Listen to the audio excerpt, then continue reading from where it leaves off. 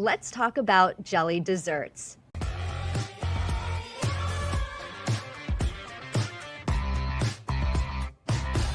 Welcome back to Sprung on Food. I'm your host, Kae Sprung. This season, we're talking about favorite foods, the history behind it, and the role it plays in the world today. Joining me today are co-owners of Solid Wiggles, Jena Derman and Jack Schramm. Jena and Jack, welcome. Thanks for having us, Kae. Yeah, thanks so much, Kae.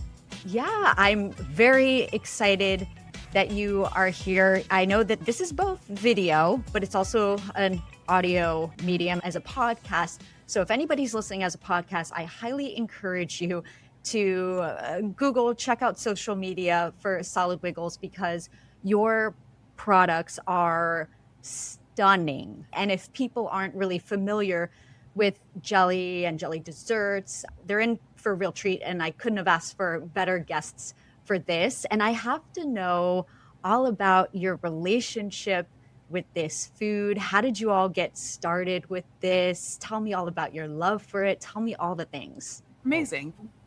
Do you want to? No, Jena, take it away. Okay, so Jack and I are old friends and we've worked together now since 2020. But before that, in about 2018, I was already playing around with the Jello medium and was really drawn to it for how beautiful it can be and how delicious it can be. And I knew that I was at like a crossroads in terms of how to make it as delicious as possible. So basically I reached out to Jack for his amazing career knowledge and everything with clarification specifically. And we tried to figure out with our powers combined and all of our work experience, how we could make these jellies taste as good as possible. So we were old friends that became technical friends, and that's basically how our project got started. And how was that early stage of kind of coming together? Sometimes there are so many varied stories of co-founders or partners working together. Sometimes everybody's like 100% on the same page. Sometimes people are like, oh no, I have my ideas, you have your ideas. How was that harmony and kind of coming up with some of these original recipes and the whole development of the product itself? I think that process came so naturally to us because we had worked together in the past. Jena and I worked together at the Milk Bar Commissary in 2013. And then I left the pastry and coffee world to get into cocktails, and then we rejoined later. But Jena's pastry expertise and my cocktail background are like perfect foils for one another in this format. So we've never really found ourselves arguing with each other. It's just like this perfect combined language that we speak kind of only with one another. It's really wonderful. There's no arguing about flavor profiles. It's like I'm able to come in with a cocktail and then Jena helps translate it into pastry. I love that. That's beautiful. And that's honestly such a blessing too, to have such a harmonious and agreeable dynamic. Do you have maybe the first flavor that you all developed or worked on? Was there a few that were the prototypes for everything? Yeah, the very first time we met, Jena was primarily working with coconut water as the flavorful clear liquid that you use to set with gelatin and then inject the designs into.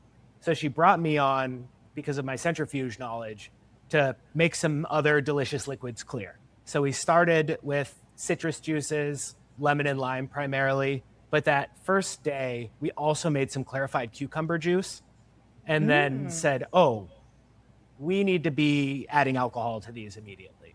It just feels like a no-brainer. And this was sort of the peak COVID 2020 when we were all trying to find something to do outside, the socially distanced gatherings of people. And I was doing a pop-up with Dave Arnold at Wildair, some of our cocktails from the old Booker and Dax existing conditions days, just get the community together and have some drinks and do something fun. So, serving drinks out a window as we did in the COVID era. And the week before, I met Jena at her apartment and we made some jellies. And I said, hey, let's make some shots for this pop-up I'm doing. And we ended up making 100 of these gin, cucumber, lime, like gin sour with cucumber, like a South Side basically.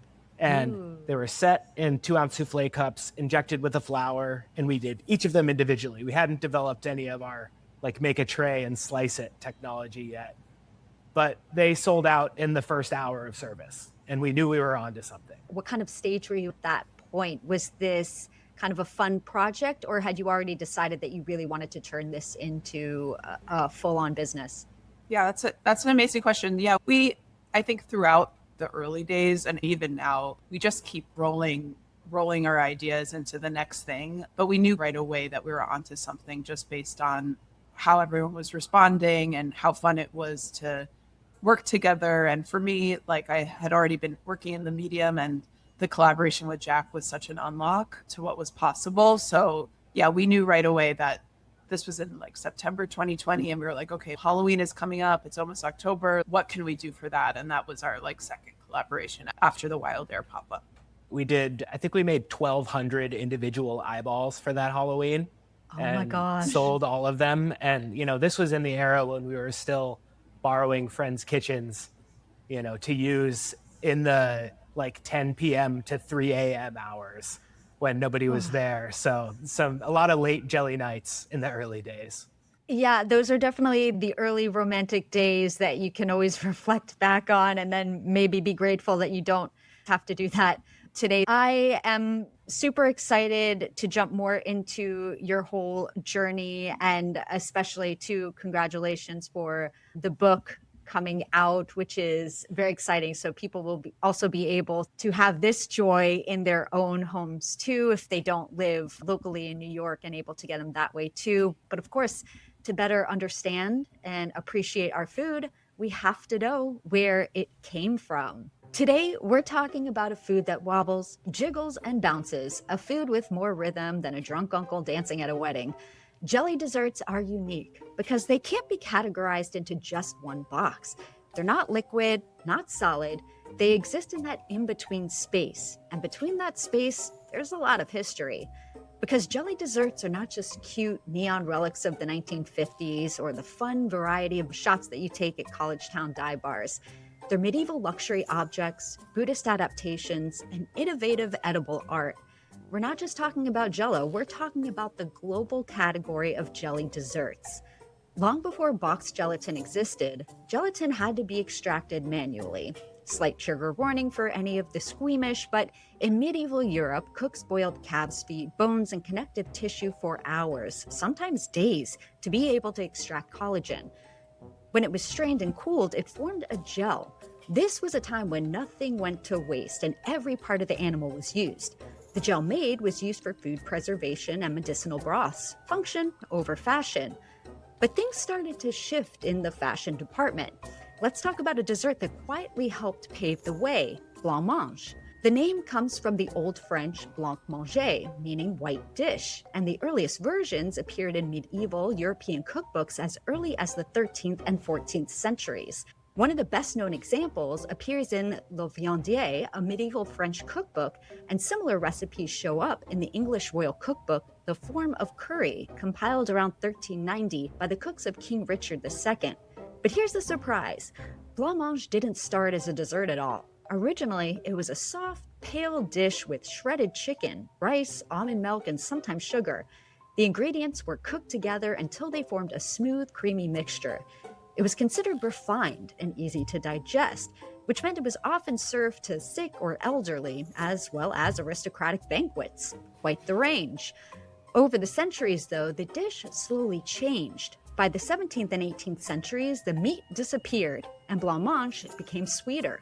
Almond milk, cream, and sugar remained, but cooks began thickening the mixture with isinglass, a gelatin made from fish swim bladders, or later with animal gelatin. By the Victorian era, blancmange had transformed completely into a molded dessert. Jena and Jack, have you ever thought about putting any shredded chicken and rice into your solid wiggles? We haven't made the full jump into savory at this juncture. We've done dirty martinis. That's the closest that I think we've gotten. That one does sound a bit more, no shade to the other ones, that one sounds a bit more palatable to me right off the jump, because I've never had anything like that. So I would definitely consider that to be more experimental. What do you think has been your most experimental flavor so far? Well, I would say that it's not necessarily that the flavor itself is experimental, but the one that took the most R&D for us, actual years of work to get it to a place that we were happy, was the espresso martini. Ah, Because we found that, we weren't making a blancmange, so we weren't setting a dairy element as the primary component. And that like creamy richness of the espresso martini was really hard to emulate in a way that was delicious. Like obviously we're using milk jelly to create the art inside of the solid wiggles, but using too much of it and having it be like a different texture throughout, it ended up being a secret ingredient that was the unlock for the espresso martini. So we're keeping that one a little close to the chest right now. yes, respectable. Yeah. And for anybody who might not be familiar, how would you compare the kind of textural difference between something that does contain that much dairy versus not? That's a good question. I mean, we try really hard at Solid Wiggles to make sure that all of our components have the same texture. But I think like in this more historical context, I believe that the more Victorian dishes would have more of a like when you imagine the fat off the top of your chicken stock or something, like a little bit more crude, where our stuff is made with the finest like pastry ingredient. The gelatin that we use is like used across all pastry kitchens. But yeah, for our jellies, one of our main goals is for the consumer or the person that's enjoying them to never be able to like feel that there's a difference in texture, that it's just like one texture throughout. Because Yes. we have to build them in layers, we don't want to break the like immersion of taking a sip of a cocktail by there being a textural difference between any of the layers. So it's a cohesive unit all the way through, even if you're biting through multiple components. Yeah, it's absolutely an exquisite craft, and I can totally understand why it took that amount of time, but kudos to you all. Thank you. Well, jumping forward a bit to the 14th and 15th centuries, elaborate aspics and jellies appeared in aristocratic banquets across England and France. And what's an aspic? It's a savory, gelatin-based dish made from meat stock or broth that sets into a jelly. It typically suspends ingredients like meat, fish, eggs, or vegetables inside. Now, for some today, that might sound like a textural nightmare, but back then, they were a culinary proof of labor, wealth, and technical mastery that not only showed off the ingredients inside, but also preserved them. Food historian Ivan Day has documented how clear jellies were considered accomplishments of refinement. Clarity itself was a marker of skill. A cloudy jelly meant you had failed. Sorry, loser. Now, while we've been acquainted with savory jellies, Hannah Glass's The Art of Cookery Made Plain and Easy from 1747 includes sweet jelly recipes layered into trifles. In the 19th century, Victorian banquets, particularly among the wealthy in Britain and Europe, featured highly decorative dishes designed to show off both culinary skill and household status. And gelatin, with its ability to hold shapes, suspend objects, and reflect light, became the perfect medium. Cooks poured clarified gelatin into intricate metal molds, often made from copper or tin, which were manufactured in increasingly elaborate shapes during the 1800s. These molds could produce towering desserts with fluted edges, domes, wreath, or multi-tiered designs. When they were unmolded onto a platter, the jelly would emerge with crisp architectural detail. Victorian cooks described extraordinary techniques. Some recipes layered different colors of jelly, allowing each layer to set before adding the next, creating striped or mosaic effects. Others suspended fruit, flowers, or candied citrus peel inside the gel, which appeared to float within the transparent structure. The cookbook, Mrs. Beeton's Book of Household Management, published in 1861, includes numerous molded jelly recipes flavored with wine, lemon, or fruit juices, often served as part of a large multi-course dinner.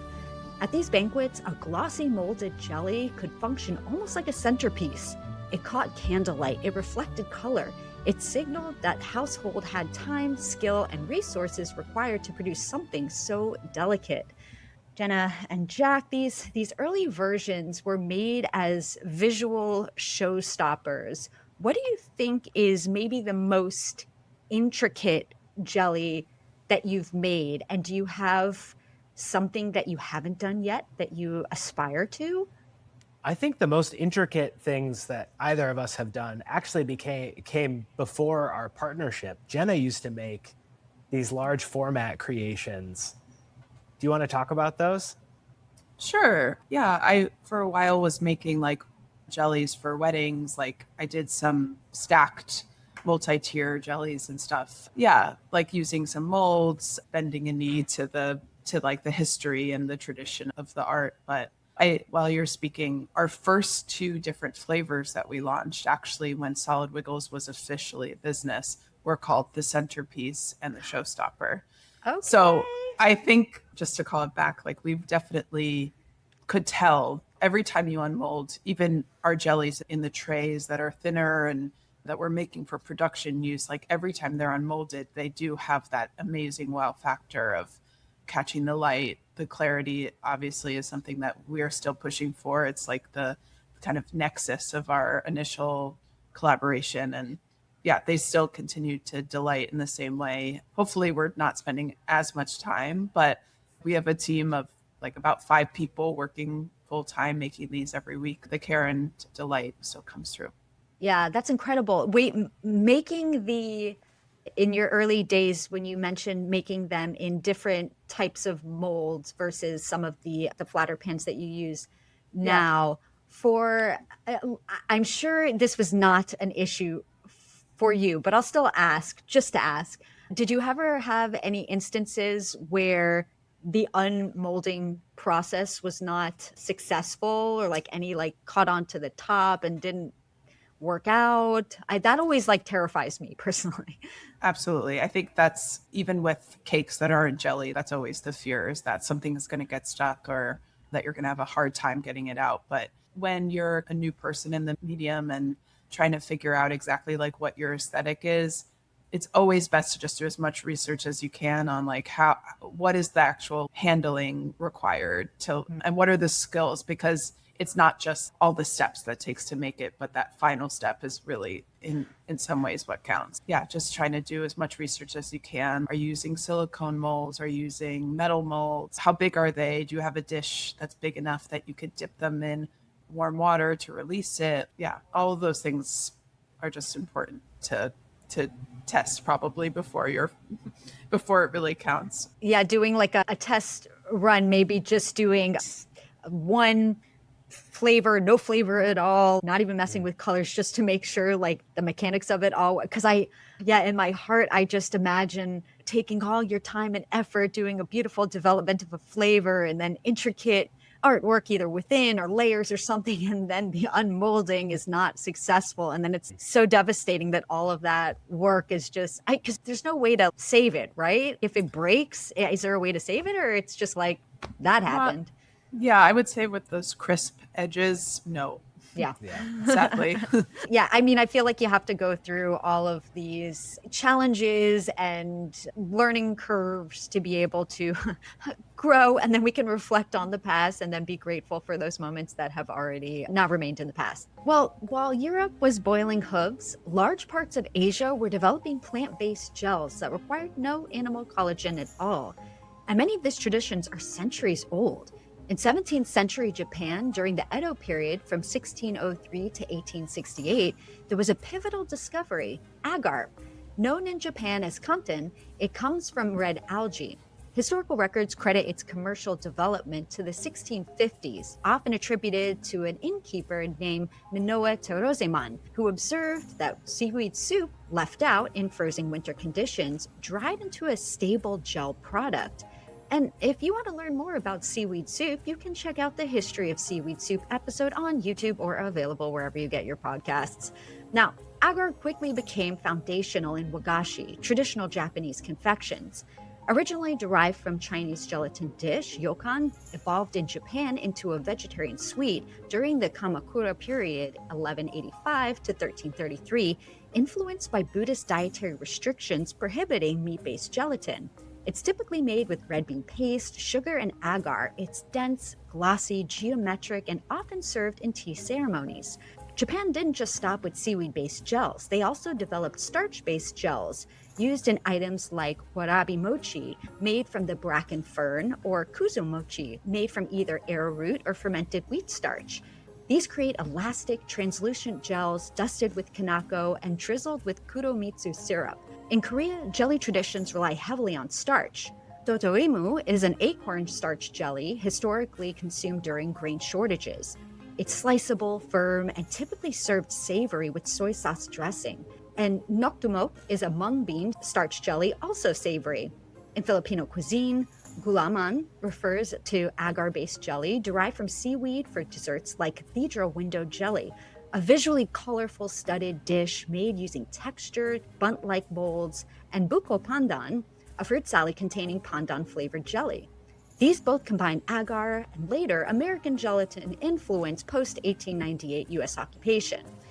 Shifting over to southern China and Taiwan, grass jelly has been consumed for centuries. The plant is boiled, and through natural pectin-like compounds, the starch interaction, it forms a dark herbal gel. It's served cubed in syrup with condensed milk and bubble tea. There's almond jelly as well, also known as almond tofu. Now, despite its name, almond tofu is not tofu. It originated in China and spread to Japan in the late 19th century through culinary exchange.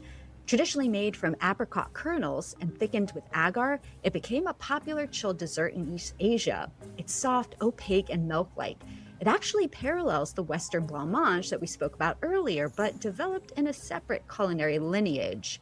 Jena and Jack, I know I just described a number of different versions, but have you had any of these varieties before? Were there any that were mentioned that maybe piqued your interest? So I'm a general jelly lover of jellies of all kinds and have tried most of those, maybe not the like Edo period Japan examples, but sure. I've eaten quite a few of these jellies and jellies from all around the world, and they're all absolutely delicious. And we get a lot of people asking us like when we're going to launch vegetarian gels. Okay. And the answer is as soon as we find one that matches the combination of clarity and neutrality of flavor of the sheet gelatin that, you know, the animal derived sheet gelatin that we're using. And I absolutely love all of those jellies, but they all definitely have a distinct flavor and aroma that pairs beautifully with the dishes that they're traditionally served in. But in a cocktail application, we need that combination of clarity and texture. Yeah, and this might be a very hard question to answer, but what do you believe it would take to be able to get to what you are currently serving? Yeah, I think that we imagined that we would have to do like our own blend, like that it wouldn't just be using one ingredient, but taking from different hydrocolloids and different gelling agents and trying to make something that would work for us.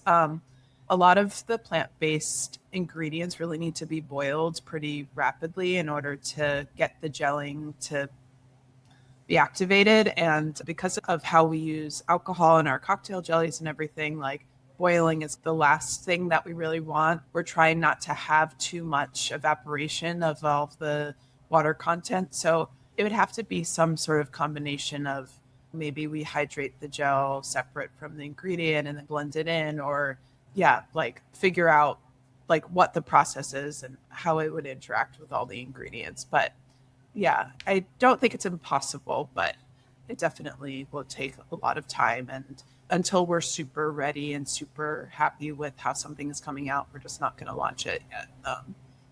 In general, like quality is something that we think about all the time. Both Jack and I we care so much about what we're putting out there. If it was to happen, it would have to be like a very intentional rollout. 100%. Yeah. And I think that the most important thing, it's always great to know that there's interest from potential customers out there. But yes, I think that the important thing for a lot of people to realize is that this is complete chemistry. And so there's a lot of time and trial and error and research that is required. Maybe it'll arrive at some point, but for now, yes, I think that serving the current customers, just the best possible product is very respectable. Thank you. Back in the Western world for centuries, gelatin desserts were a labor-intensive luxury, usually limited to wealthy households with kitchen help. Extracting usable gelatin from bones and cartilage was time-consuming and a pretty gnarly process. But then in 1845, American industrialist Peter Cooper received a U.S. patent for powdered gelatin, which was a pivotal innovation. This change meant cooks no longer needed to boil animal parts for hours. All they needed to do was add the powdered gelatin to water and let it set. This invention was huge. It transformed gelatin to something that any home cook could prepare. Now, if powdered gelatin opened the door, Jell-O kicked it wide open. In 1897 in Leroy, New York, a carpenter and cough syrup maker named Pearl Bixby Waite began selling a new kind of flavored gelatin dessert mix. He added sugar and fruit flavorings to powdered gelatin and called it Jell-O, reportedly a playful take on jelly, plus a fashionable O suffix of the time. His wife May is often credited with suggesting the Jell-O name, get it girl, and their first flavors were strawberry, raspberry, orange, and lemon. But Waite struggled to sell his product. In 1899, he sold the Jell-O name and formula to Order Francis Woodward's Genesee Pure Food Company for just $450, which would be between $15,000 to $20,000 today. At first, sales were slow.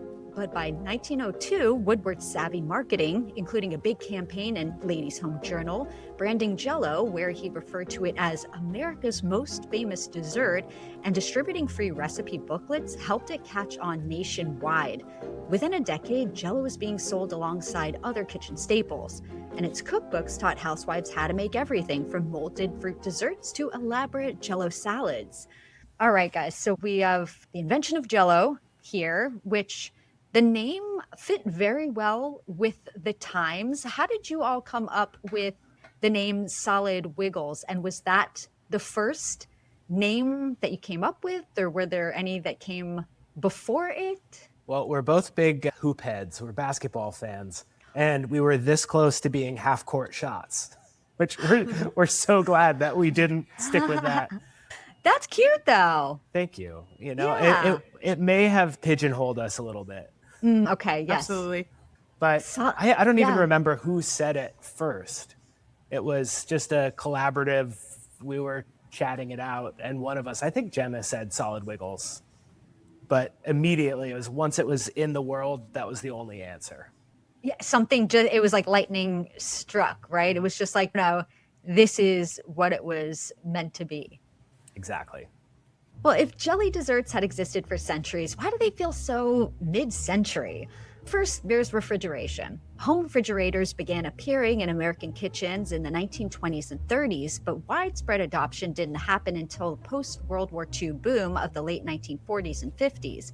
By the mid-1950s, the vast majority of American households owned one. And refrigeration is crucial for gelatin desserts because gelatin needs time at a cool temperature to fully set. Suddenly, a dessert that once required careful planning in an icebox could now be made easily in any home kitchen. Then there's food marketing. Genesee Pure Food Company ended up selling Jell-O to C.W. Post, who owned General Foods, in 1925 for $84 million, about $1.5 billion today, which I would say is quite the return. They invested heavily in advertising and recipe development throughout the 20th century. By the mid-century era, the company distributed millions of free recipe pamphlets for things like lime gelatin molded with cottage cheese, tomato aspic, and gelatin salads containing vegetables, seafood, and mayonnaise. I'm not here to yuck anybody's yum, but this may sound strange now, but at the time, it was very on brand. Packaged foods, canned ingredients, and quick preparation were seen as progress. A gelatin mold was colorful and decorative, and importantly, easy to prepare ahead of time. And visually, gelatin molds were striking. For most of its history, flavored gelatin was marked as a wholesome family dessert. But sometime in the late 20th century, it took a sharp turn into party culture with the invention of the Jell-O shot.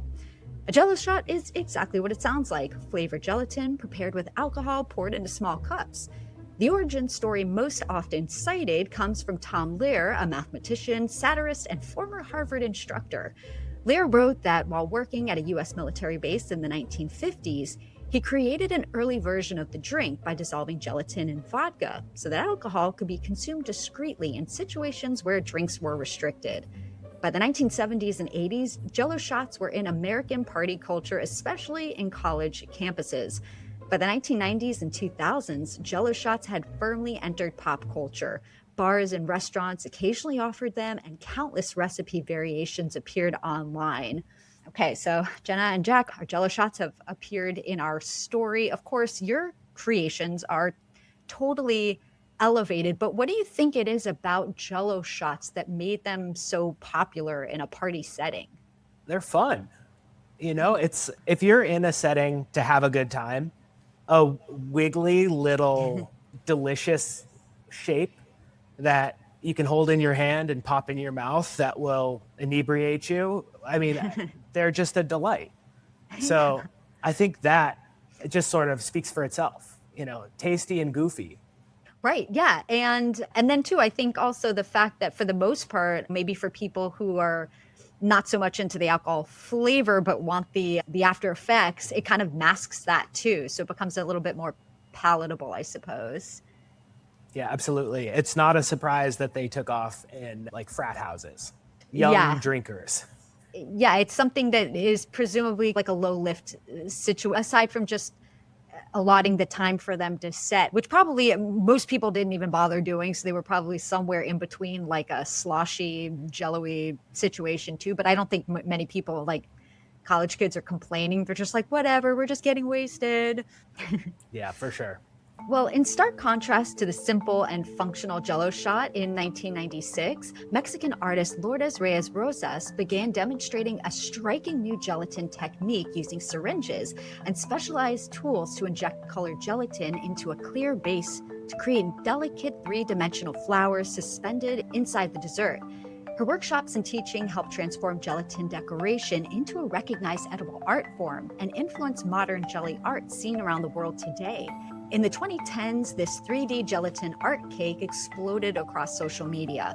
Popular across Southeast Asia, particularly Vietnam, Thailand, Malaysia, and Singapore, these desserts are made using the same method of injected colored gelatin, or agar, into a clear jelly base with syringes. The striking visuals spread quickly throughout Facebook, YouTube tutorials, and Instagram posts, spreading this edible artwork even further through the power of social media. Okay, guys, so to be honest, I was not familiar with all of these different syringe styles. Were these created specifically for this use, or were they adapted from something else? Yeah, from our research, they were created exactly for this use. Which is kind of incredible.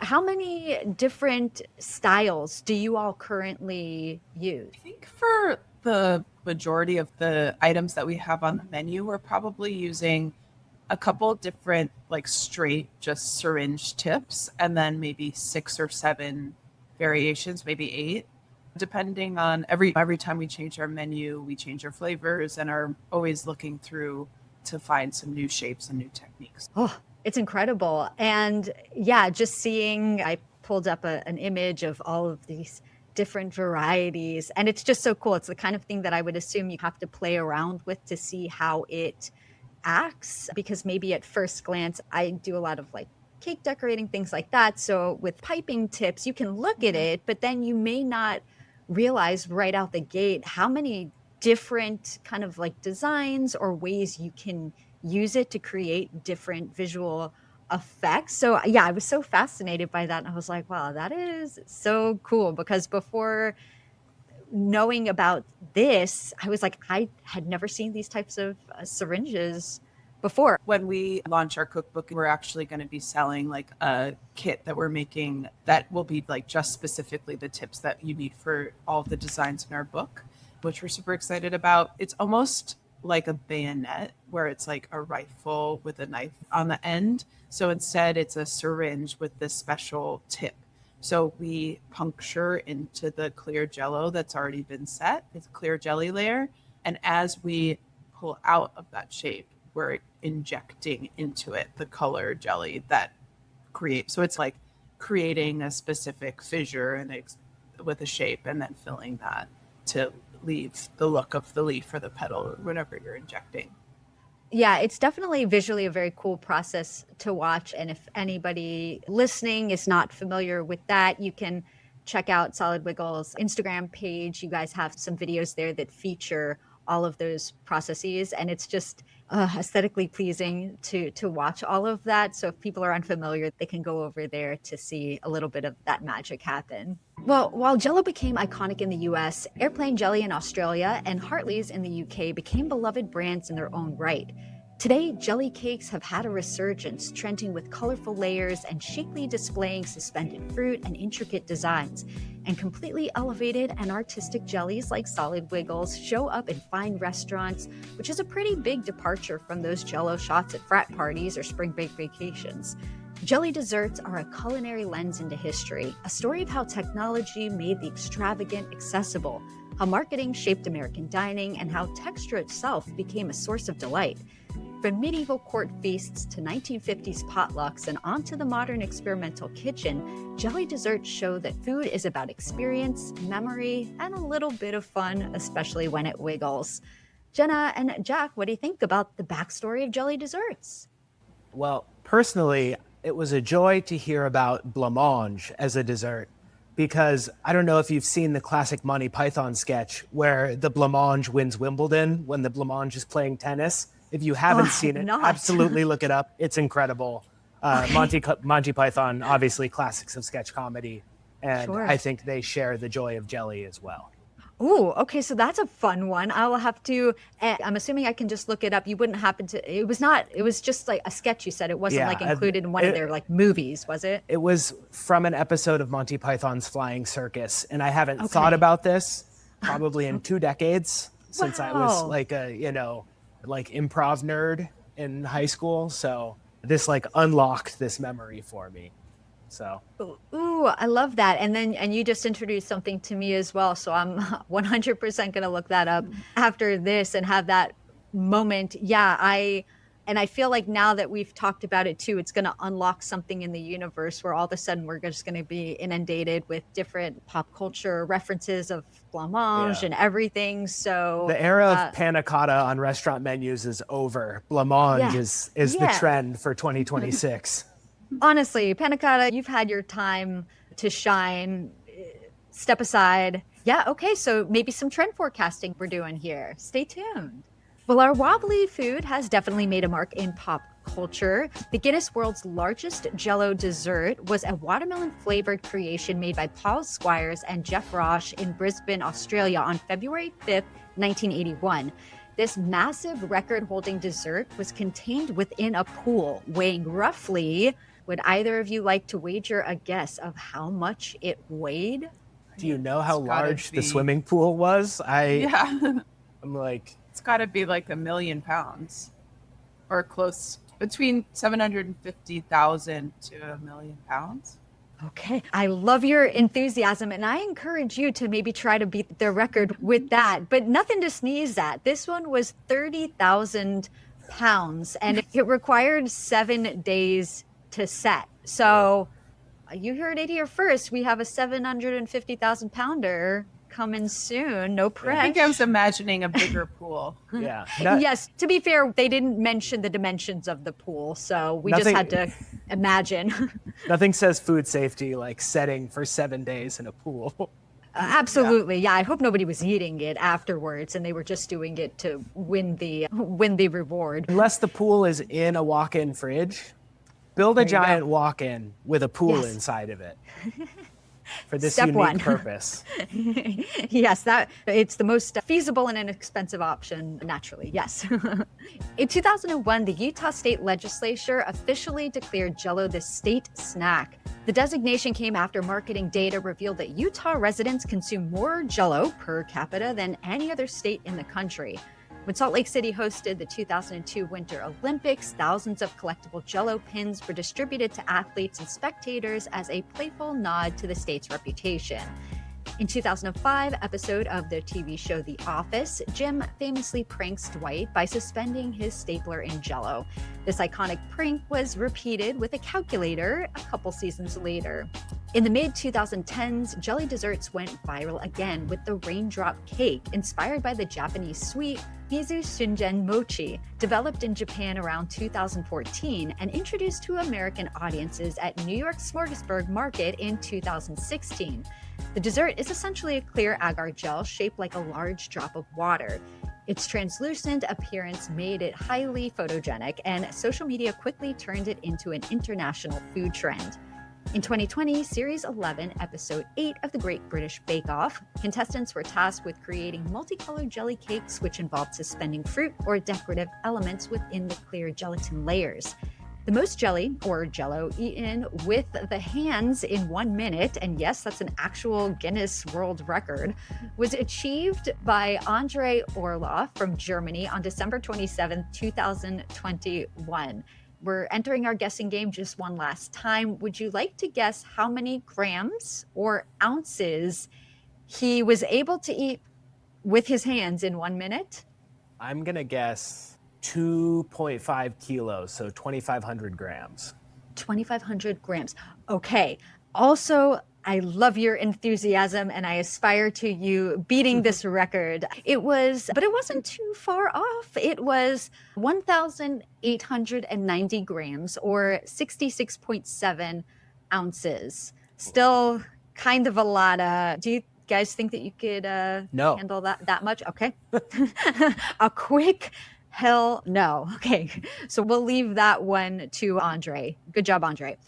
And National Jell-O Week is celebrated during the second full week of February. Are there any other pop cultural moments that you can think of where jelly desserts made a mark, or any final words that you have about the food? I mean, just that we love it. We love jelly so much and we love making it. And we're so happy that folks are loving it with us.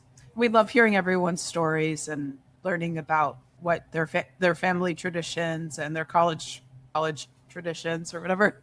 It's been really great to connect with everybody over such a beloved and classic medium. Yeah, something I think that's sort of unique about jellies is that they're not locked to any specific holiday or time period. It's truly evergreen. You know, they're fun around the holidays. They're fun in the summer. It's great, you know, just on a random weekday to have something fun and delightful to brighten up a Tuesday. So truly evergreen. Oh, that's beautiful. I love it. Jena and Jack, thank you so much for joining me to share your love of jelly desserts and helping me to tell its story. Well, thank you so much for having us. Really appreciate it. Thank you so much. Thanks for watching. You can find links and more info in the description below.